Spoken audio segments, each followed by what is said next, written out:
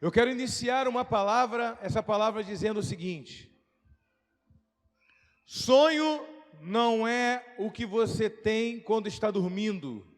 Sonho é aquilo que não te deixa dormir. Gênesis, capítulo 3.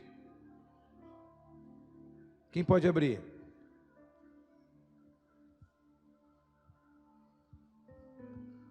Ora, a serpente era mais astuta que todas as alimárias do campo que o Senhor Deus tinha feito. E esta disse à mulher: é assim que Deus disse: não comereis de toda a árvore do jardim? E disse a mulher à serpente: do fruto das árvores do jardim comeremos, mas do fruto da árvore que está no meio do jardim, disse Deus, não comereis dele, nem nele tocareis, para que não morrais. Então a serpente disse à mulher: certamente não morrereis, porque Deus sabe que no dia em que dele comerdes, se abrirão os vossos olhos e sereis como Deus, sabendo o bem e o mal. E vendo a mulher que aquela árvore era boa para se comer e agradável aos olhos, e a árvore era desejável para dar entendimento, tomou do seu fruto e comeu, e deu também ao seu marido, e ele comeu com ela. Então os seus olhos foram abertos, e ambos conheceram que estavam nus, e coseram folhas de figueira, e fizeram para si aventais.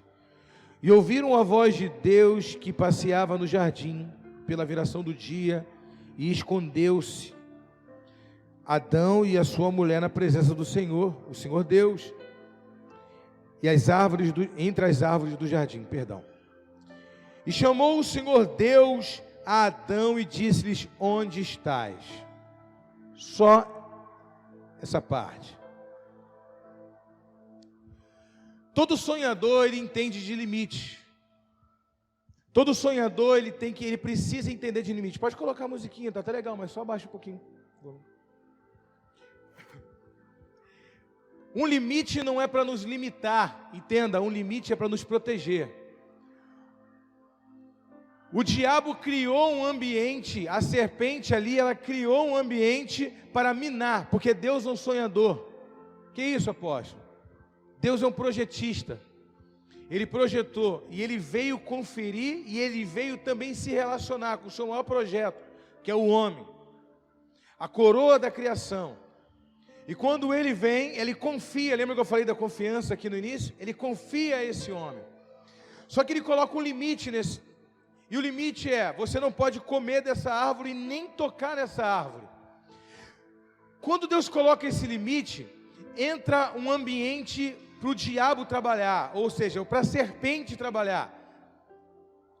E esse ambiente ele começa a trabalhar no seguinte: o que disse Deus? O homem, a filosofia, o nome filosofia significa amante da sabedoria.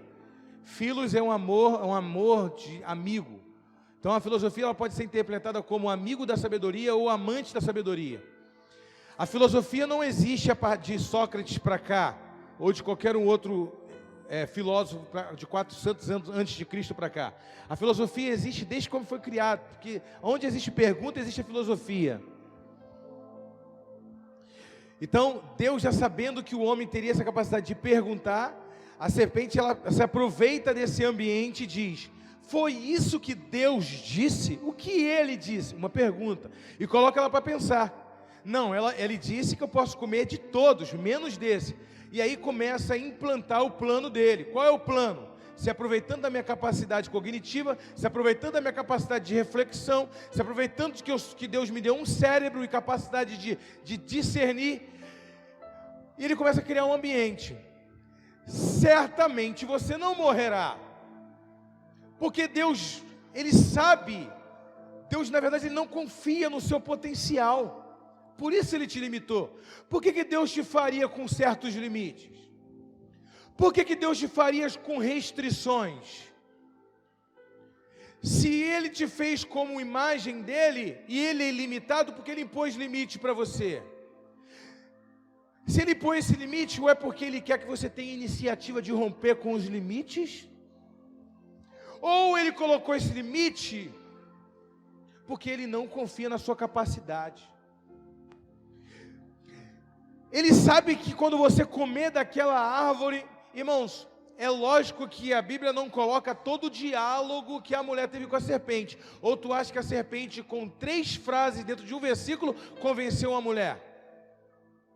Foram muito tempo de relacionamento. A Bíblia não exalta esse relacionamento, porque a proposta da Bíblia é mostrar para o homem o quanto ele é caído e miserável, destituído está da glória de Deus. E é um plano de redenção. A Bíblia não foi feita para explicar o nascimento do canguru australiano. A Bíblia não foi feita para explicar todas as coisas, mas para mostrar para o homem que o homem é caído e ele precisa ser restaurado. Só isso. Quem entende isso? Então a Bíblia não está aqui para explicar qual é o argumento que a serpente utilizou para convencer Eva. Mas a Bíblia só está exaltando que não existia motivo para Eva se deixar convencer pela serpente. Porque Deus, quando criou o jardim, criou um ambiente perfeito para ela ser perfeita nesse ambiente perfeito. E cultivar um relacionamento com Deus. E deu uma tarefa para que o homem não se distraísse no seu propósito. Então eles eram indesculpáveis em ter pecado. Porque Deus não fez um homem com uma inclinação para o erro, mas Ele fez um homem com a disposição de optar pelo acerto. É uma diferença muito grande. Então ali, naquele momento, Deus confia, o nome disso é confiança, mas o que o inimigo coloca? Coloca o sentimento de desconfiança. Porque quando o inimigo começa a dizer para ela, a serpente começa a dizer para Eva, certamente Deus não acredita no seu potencial, na sua capacidade de lidar com todo o poder que essa árvore vai lhe conceder. Certamente vai nascer alguém na sua geração que Deus vai permitir comer dessa árvore. Ele não acredita na sua capacidade. Ele vai passar essa bola para outro. O que tem ali é algo tão poderoso que Deus não acredita que você pode lidar com isso. Eu não sei qual argumento que a serpente usou, mas ela convenceu Eva. E vendo Eva que era boa de aparência e boa para adquirir conhecimento, todo sonhador, ele nasce com desejo de adquirir conhecimento. Agora, qual conhecimento? Uma criança, quando ela nasce, ela já nasce perguntando. A Ruth outro dia me perguntou, pai, quem fez Deus?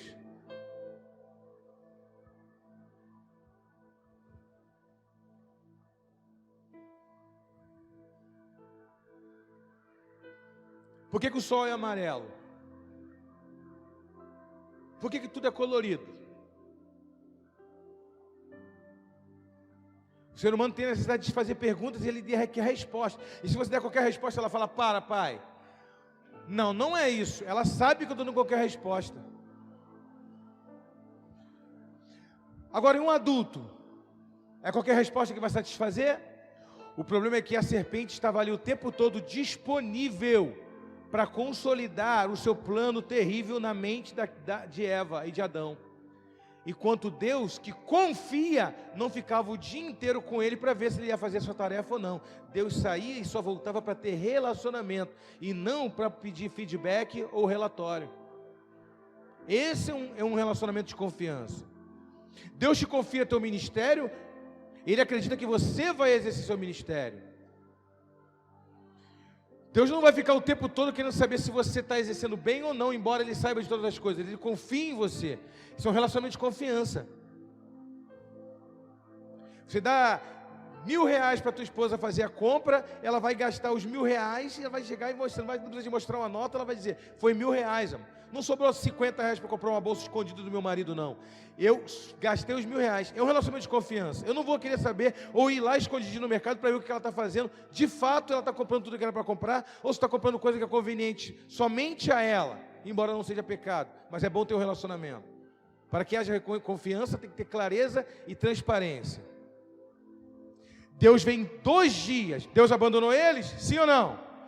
Deus vem consolidar o sonho. A Bíblia diz que Deus vem na viração do dia e Deus vem na viração da noite, para se relacionar com o sonhador, mas não para oprimir ele, dizendo, tu está cuidando do jardim direito? Com quem tu está conversando? Tu acha que Deus não sabia que Eva estava conversando com a serpente? E em um desses relacionamentos, Deus não poderia descer e falar para ela assim: cuidado, está ouvindo a serpente. Deus não queria trazer um alerta a Eva com quem ela estava conversando. Deus queria só alertar a Eva: não tire o foco daquilo que eu te estabeleci para fazer. O sonhador, ele tem que saber o que é um não, o que é um limite, porque o limite de Deus não nos limita. Então a palavra confiança é o contrário de desconfiança. Deus confiou nele, colocou a árvore, porque Deus poderia falar: vou colocar essa árvore, mas também vou colocar um anjo, porque eu estou confiando que você vai ficar sem comer. Então eu vou confiar em você, vou colocar essa árvore ali, vou confiar. Então o diabo, quando Deus virava as costas, o diabo plantava um ambiente de desconfiança. Ele colocou restrições porque ele não acredita em você. Você não vai morrer nada. O problema é que ele não acredita na sua capacidade de digerir o que ele vai colocar na sua vida. É por isso que até hoje Deus não fez nada na sua casa. É por isso que tu não tem nem a tua casa própria ainda. É por isso que tu não tem isso. É por isso que tua coração não cresce. Deus não confia em você.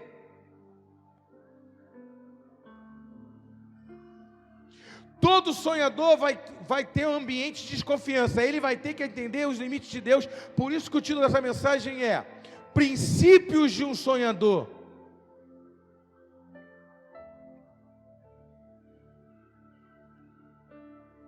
Porque um sonhador tem que entender que é princípios.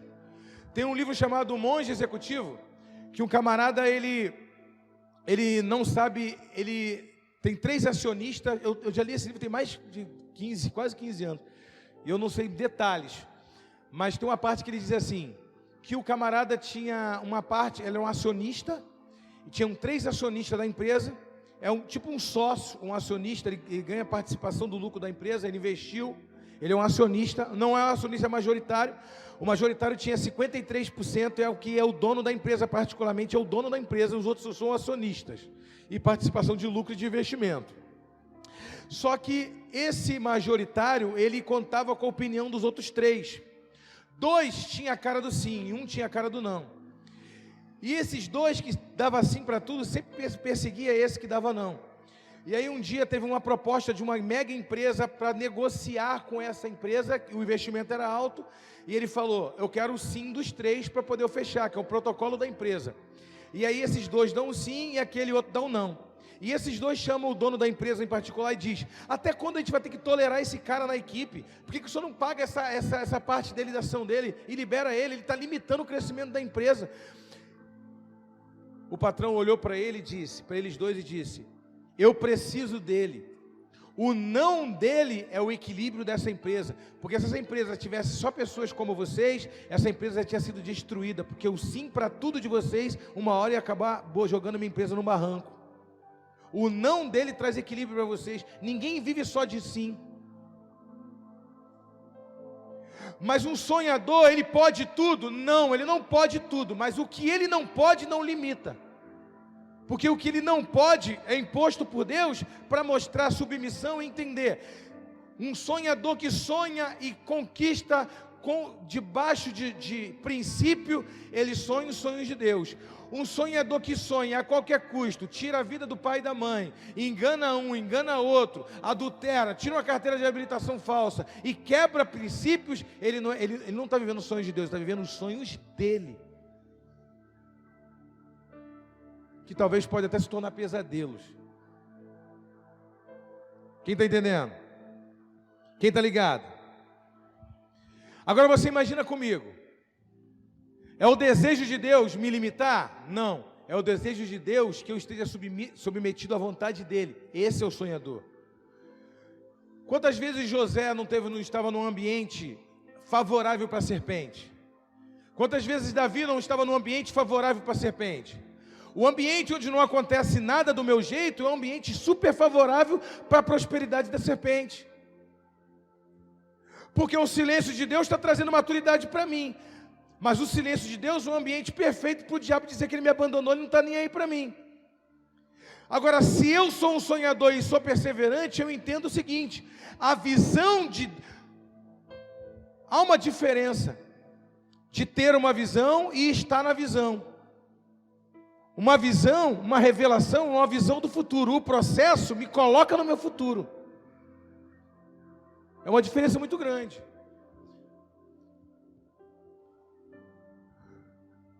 Daniel estava na Babilônia. Sim ou não?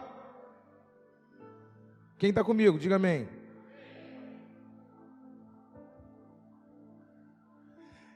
Antes de falar de Daniel, deixa eu falar um pensamento que eu tive a respeito disso. Tu imagina a serpente dizendo para Eva assim: tudo que Deus fez em você, lembrando que Adão e Eva não tinham pecado ainda, então não tinha maldade nem egoísmo neles. O pecado entrou depois que eles comeram. Deus te fez inteiro? Sim. Deus te fez perfeito? Sim. Então até o desejo que você tem de comer essa fruta, também veio dele.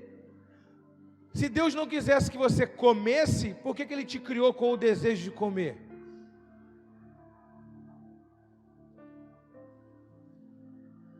Irmãos, tem muito argumento para eu quebrar princípio. Mas uma pessoa que persevera no Senhor, ele sabe guardar princípios, porque ele entende que Deus trabalha assim desde o princípio. O primeiro livro da Bíblia se chama Princípio. Breshit significa no princípio. E aquele princípio ali não é princípio de iniciar, porque no inglês pode ter derivações como begin, start e tantos outros variações para iniciar. Mas start ou begin é diferente. Begin significa, não é algo virtual, é algo que está sendo fundamentado. É um princípio, uma pedra fundamental. É aquilo que você colocou primeiro para depois vir algo depois. Não é de qualquer jeito. O sonhador, ele entende o seu propósito. Daniel estava na Babilônia e ele tinha voz de autoridade na Babilônia. O que é uma voz de autoridade?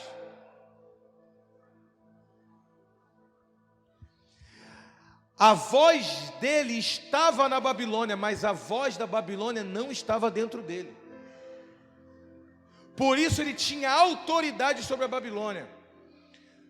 Um sonhador, ele está num lugar, mas ele sabe que aquele lugar ali é uma tarefa, é um ambiente que pode ser passageiro, é só um ambiente de treinamento para aquilo que Deus tem para ele. Então ele se comporta como se Deus estivesse o tempo todo do lado dele. Um homem, eu vou repetir, um homem que escuta uma piada indecente no trabalho de um amigo do trabalho e dá uma risada, a voz da Babilônia já entrou nele, mesmo sem ele abrir a voz para falar qualquer coisa.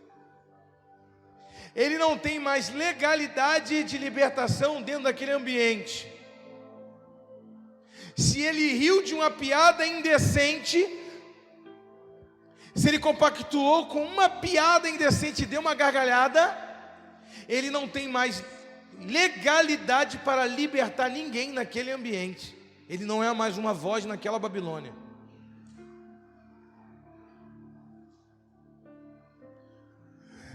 Daniel não foi profeta da conveniência. Daniel não era aquele tipo de crente que estava comprometido com a conveniência do mundo. No meu casamento vou botar o lado de não fumante e o lado de bom fumante. Vou botar o lado da quem é geladinha e eu vou botar uma cervejinha para os meus parentes que não é crente. No meu casamento eu sou crente. Só vai quem estiver disposto a tomar refrigerante. Eu sou crente. Ah, mas é chato demais. Então não vá no meu casamento. Aquele que tem uma voz favorável à Babilônia não tem voz para libertar. Daniel estava vivendo nós estamos vivendo uma Babilônia moderna. Daniel, quando entrou na Babilônia, a primeira coisa que fizeram para ele é um sonhador, um sábio, oferecer os manjares da Babilônia. Você é um privilegiado. Olha o elogio. Você é um privilegiado. Ele poderia pensar: isso é cuidado de Deus comigo. Todos os meus irmãos são exilados iguais a mim. Outros estão acorrentados e outros estão sendo submetidos a trabalhos forçados nesse exato momento. Só porque eu nasci com uma inteligência e uma sabedoria privilegiada, estou num palácio, eu sou melhor do que os meus irmãos que estão sendo acorrentados? Não. Deus me livrou das correntes e me deu uma mente privilegiada para eu ser uma voz de consolo para os meus irmãos que estão na mesma Babilônia que eu. É aí que o camarada se embanana todo, porque ele se sente o protegido de Deus, o favorecido de Deus, ele se sente aquela menina dos olhos de Deus. Todo mundo é exilado, mas só eu moro no palácio. Ele disse: não, eu não vou comer isso, mas tu tem que comer, porque o rei vai olhar para você e vai ver sua aparência. Eu quero comer mato. Eu prefiro comer mato do que comer os manjares da Babilônia. O que Daniel comia, apóstolo? Couve, não comia batata e legume. Legume não é verdura. Jejum de Daniel não é fruta, não é batata. Jejum de Daniel verdadeiro é só verdura. A gente já deu uma melhorada para o nosso lado. Estou fazendo jejum de Daniel, estou comendo batata, batata doce, aipim. Isso não é jejum de Daniel. Jejum de Daniel é só verdura. A Bíblia diz que ele comeu só verdura, e ele abriu mão de tudo que tinha sabor. Ele não tomou cafezinho nem suco de laranja. Ele só bebeu água e comeu verdura. Ele preferiu só beber água e comer verdura e ter unção e ter voz na Babilônia, do que se sentir um privilegiado, melhor que todo mundo, e aceitar os manjares, porque ele entendeu: eu estou aqui por um propósito. Se eu aceitar o que a Babilônia está para me dar, eu perco a voz de autoridade aqui dentro desse lugar. Eu não posso me distrair. Então, o diabo pensou: já que ele não aceita os manjares, vou dar poder para ele. 40 províncias, você vai liderar, vai presidir 40 cidades dentro do meu reino. Províncias, 40 cidades. Um governador dá conta de um prefeito dá conta de uma cidade. Agora imagina dar conta de 40 cidades. Agora imagina o cara arrumar tempo para orar 3 vezes por dia. Eu sou um sábio na Babilônia, estou no palácio, mas não posso me lembrar, me esquecer do meu propósito. A Babilônia me odeia. Ela só me respeita por causa da minha unção e por causa da minha renúncia. O mundo não nos ama, ele nos respeita. A porta de emprego se abre para você que você deseja, porque o principado que age naquela empresa, ela te respeita, não é porque ele gosta de você. Então largue a conveniência e se apegue à unção.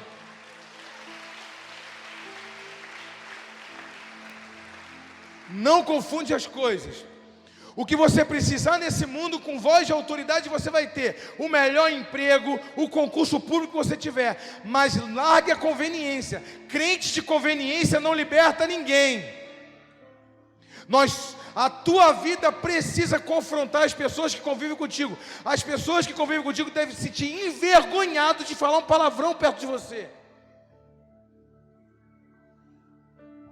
Desculpa, pastor. Está desculpado, vai e não peques mais.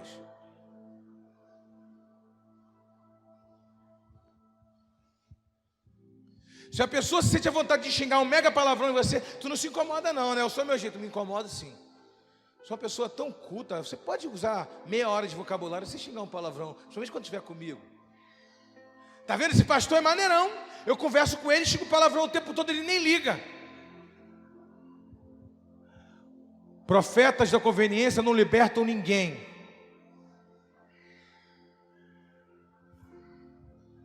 Se você quer ver os sonhos de Deus, você já tem que começar a ter um estilo de vida como Deus quer que você tenha.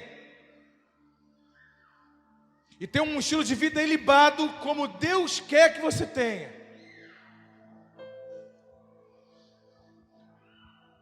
Porque uma pessoa que diz que é sonhador e não sabe ouvir um não, uma pessoa que diz que é sonhador e não sabe ouvir um limite de Deus, ou que burla princípios, ele pode estar vivendo qualquer sonho, menos o sonho de Deus. Cuidado onde teus braços e suas pernas podem te levar. Pode te levar até para o inferno, pode te levar. Eu prefiro caminhar nos passos do Senhor. Pode parecer demorado, mas não é. O processo de Deus me coloca na visão que Ele me deu. Eu conheço pessoas Pessoas até mesmo da minha família, que eu cresci dizendo, Deus disse que eu seria isso, Deus disse que eu seria aquilo, e até hoje não aconteceu nada. Sabe por quê? São idealistas, mas não se submetem a um princípio. O sonhador, ele tem que aprender a começar a alinhar a visão com o seu comportamento. Não adianta Deus te dar uma visão e o seu comportamento não está ajustado com aquilo que Deus te mostrou. Eu estava em Israel. Lá em Israel eu andei de trem, de tudo. Aí eu peguei, tem lá na máquina, trocar o idioma. Eu botei inglês, não tem português. Coloquei inglês, só tem opção inglês, árabe e hebraico. Coloquei o inglês. Eu entendo inglês, então eu fui lá e coloquei para mim em inglês. Então, todo lugar que eu ia lá tem placa em hebraico, embora eu sei ler em hebraico também, mas não tenho um vocabulário tão amplo no hebraico como eu tenho no inglês. Então eu comecei a me guiar pelo que estava no inglês. Quando eu cheguei na Alemanha, não tem nenhuma placa em inglês para nada, só alemão. E até para eu comprar um ticket do trem, eu tive que pedir em inglês um alemão, porque o alemão sabia falar inglês, para ele pegar o meu cartão de crédito e ele me ajudar a comprar 2 tickets na máquina, porque não tinha nada. Não tem entendimento, não tem avanço quando você não compreende o que você faz, amigo. Você é limitado.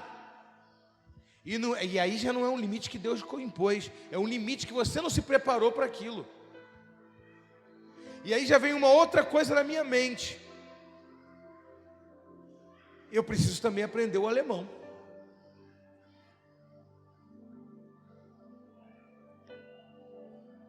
Porque se eles são exclusivistas e lá no país deles eles não incrementam o inglês é porque eles acreditam que se alguém tem que ir no país deles, tem que aprender a língua deles. E se eles são tão conservadores na língua deles, talvez quando um pastor vier aqui no Brasil me pedir um gabinete, ele queira que eu tenha o mínimo de respeito e falo com ele na língua dele, não numa língua intermediadora. E como que eu vou ganhar o respeito desse homem me preocupando em aprender a falar com ele na língua dele? Vai ser muito mais libertador.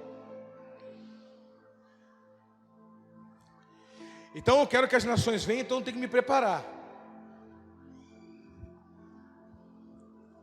Se as nações vierem, elas querem ser libertas, então eu tenho que orar. Então eu já oro 3 horas todos os dias. De manhã eu acordo 4 às 7 horas. Minha família está aqui. Então vou me preparar em unção.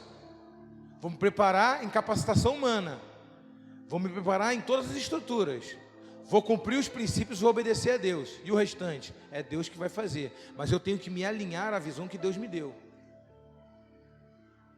Eu não posso ficar parado, vendo o meu propósito escapar da minha mão, porque eu não tenho coragem de correr atrás daquilo que Deus colocou no meu coração.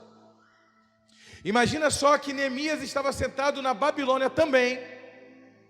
Aliás, voltando de Daniel foi parar na cova dos leões por causa dos princípios que ele não quis abrir mão.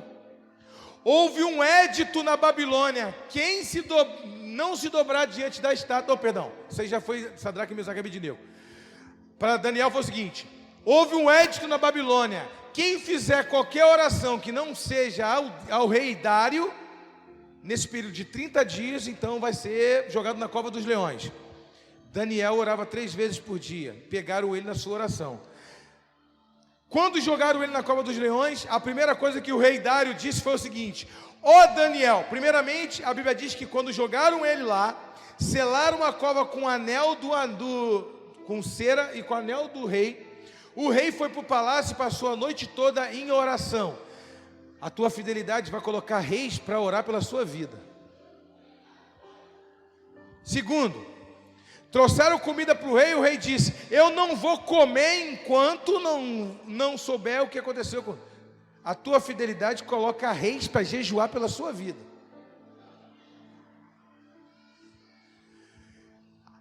Quando o rei Dário chega diante da cova dos leões, a primeira coisa que ele pergunta é: Daniel, servo do Deus Altíssimo. Olha a palavra. Me arrepio. Quem se arrepiou agora? Eita. Veja quando dá vontade de mudar uma quebrada.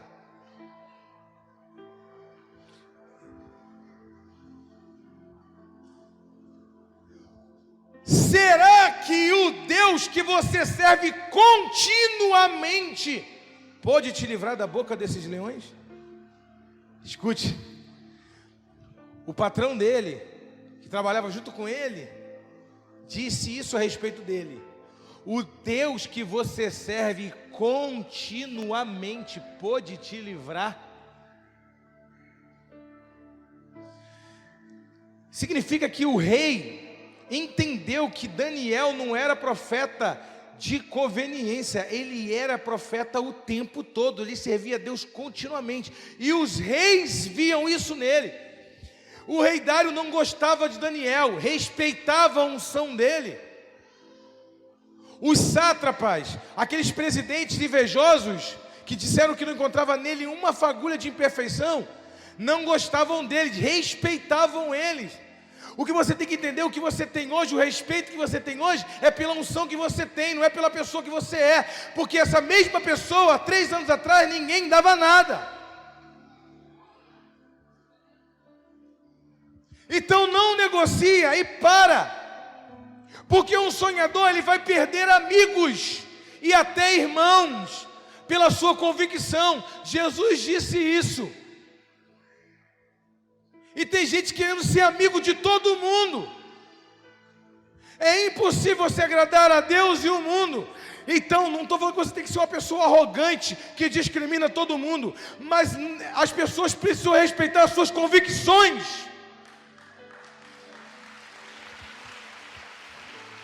A pessoa vai para a faculdade, escuta um professor dizendo que nós somos frutos de uma interação aleatória de moléculas, que nós somos produto de uma criação que evoluímos de um pássaro da África para um peixe, de um girino para uma ameba, para um pássaro, de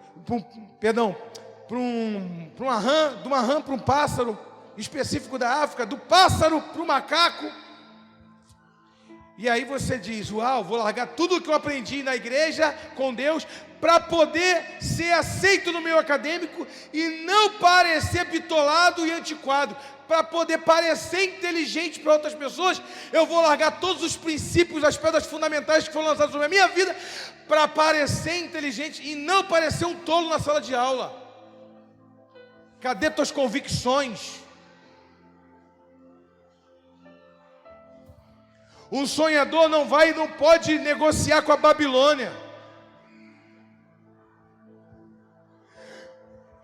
Ai, meu Deus. Aí a Bíblia diz que na mesma Babilônia, Neemias era copeiro. Ele era o quê? Copeiro, irmãos, não lavava copo. Copeiros era serviço da alta autarquia. Copeiro era serviço da autarquia. Copeiro era o braço direito do rei. Ele comia a comida do rei meia hora antes do rei. Era uma pessoa de extrema confiança do rei. Se ele não morresse, o rei podia comer a comida. Era um homem que aconselhava o rei. Então, Neemias estava na Babilônia. O povo já tinha sido liberado por Ciro para sair. Neemias ficou lá mais uns 15 anos, ou 20. Neemias está dentro do palácio, um alto funcionário do reino da Babilônia. E aí a Bíblia diz que ele chega, está sentado à mesa do rei. O rei olha e diz para ele: por que tu está triste?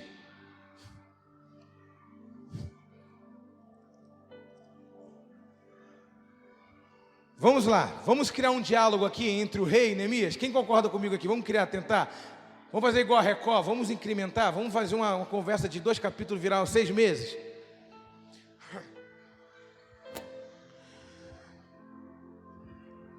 Teu salário está baixo, Neemias. 50 mil por mês está pouco. Quer que aumento para 100? Você é um cara da minha confiança. Não se trata de salário, meu rei. Alguém te fez mal aqui, te distratou? Também não se trata disso. A comida que está te servindo não está boa?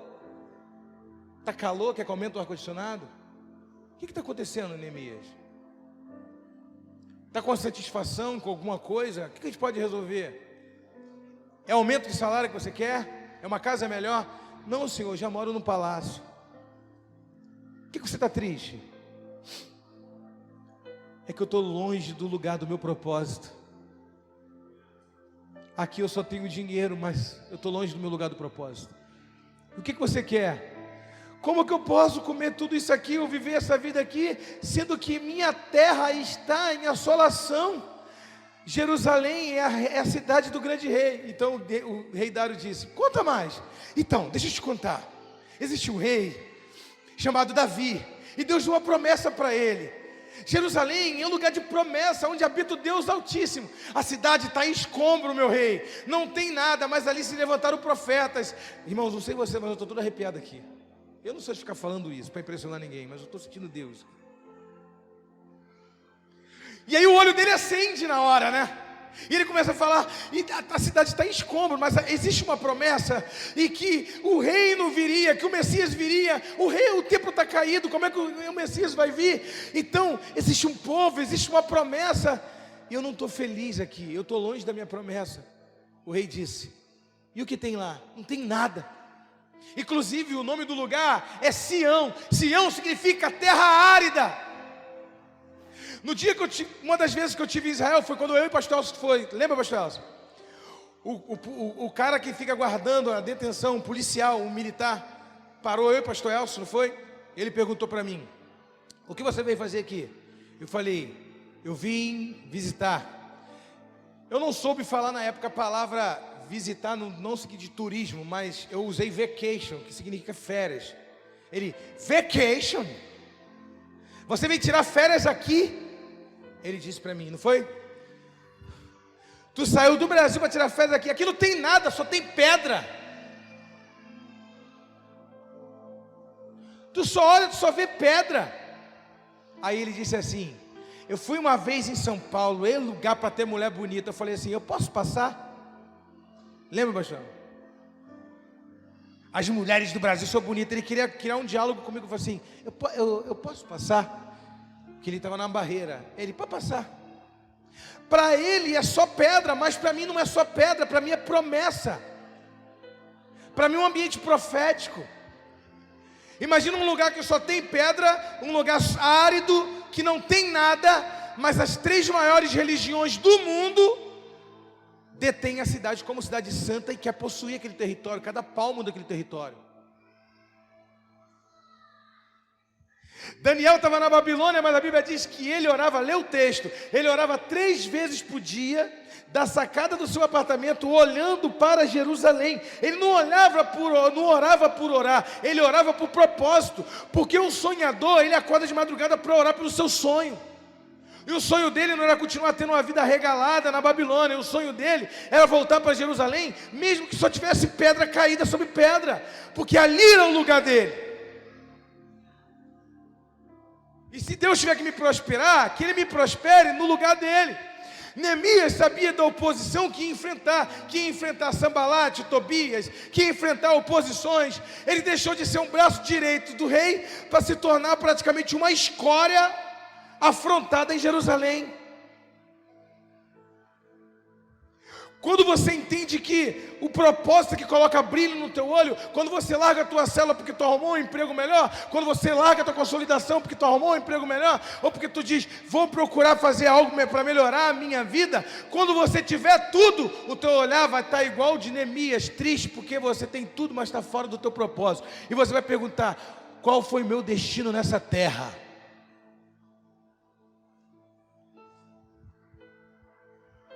Me perdoe. Se Deus chegar para um jovem aqui e falar, se Deus falar para um filho meu, qualquer um dos meus filhos, vá para o Japão, que ele viva lá, e se tiver que morrer lá, que morra lá pelo Evangelho. Não são meus, são de Deus. Eu prefiro que meu filho morra pelo Evangelho do que morra por ser ladrão ou por estar roubando.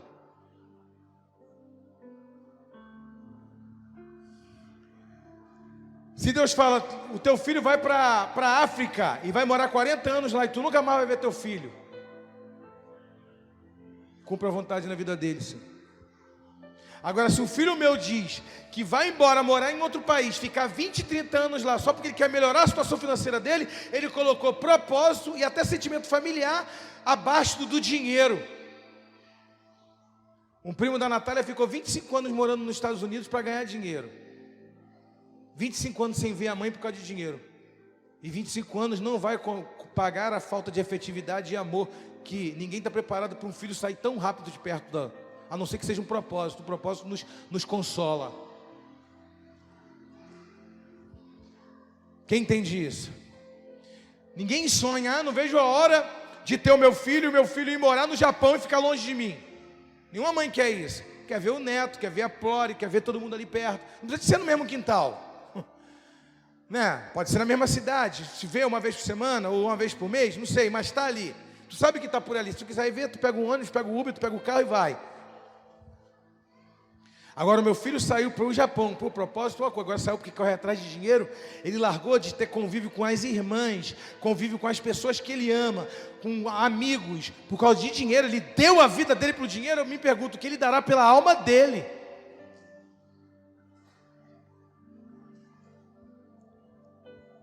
Entenda, irmãos, que Deus te prospere no teu propósito. Naquilo que você dá o seu melhor e faz de melhor. Você vai para lugares que só é escombro e Deus vai criar a tua prosperidade ali. Você chega numa empresa que só tem gente prostituta e gente que xinga palavrão. Tu muda aquele ambiente, a empresa prospera e você vira um encarregado dali, ou até o sócio. Ou Deus pode te dar ali naquela empresa, te dar experiência para amanhã tu ter a tua própria empresa. Eu não sei, mas quando você coloca o propósito acima de qualquer tarefa, de qualquer coisa, o teu olho tem brilho. Nada substitui o propósito, nada substitui um sonho. O espaço da promessa ao cumprimento é um ambiente perfeito para o diabo trabalhar na sua vida. É ali que ele diz: não é que Deus está demorando, Ele não vai fazer. Será que você não percebe que ninguém confia em você? Por que Deus vai confiar? Aí o diabo acha que está certo. Tu não vai falar o diabo está certo, mas a tua atitude vai confirmar que você está acreditando nele. A tua desistência vai confirmar que você está confiando nele. O seu procedimento vai mostrar que você está acreditando nele.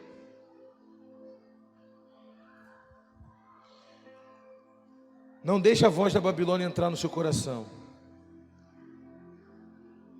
Porque se a voz da Babilônia entrar no seu coração, você não tem voz sobre a Babilônia. Não negocie. Porque no dia que você negociar, eu vou te dizer uma coisa, e se tornar o crente da conveniência, vai ser camarada de todo mundo, mas não vai libertar ninguém. Vai chegar uma hora que você vai sentir vergonha do crente que você se tornou.